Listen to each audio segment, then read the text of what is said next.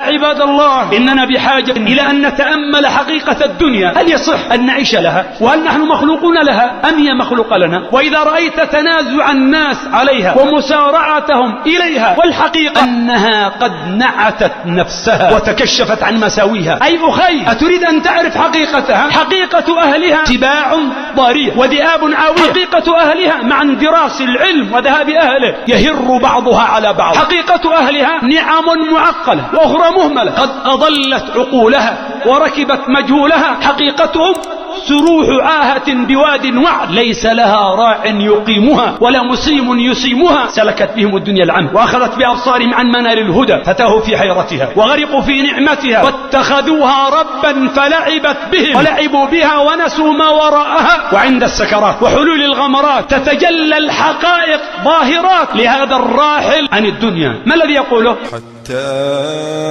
إذا جاء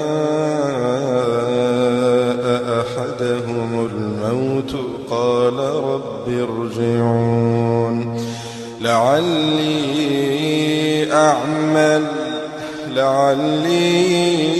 أعمل صالحا فيما تركت. إذن حقيقة الدنيا دار للسعي في تحقيق الصلاح والإصلاح. أعلن الله وإياكم ممن يستمعون القول فيتبعون أحسنه.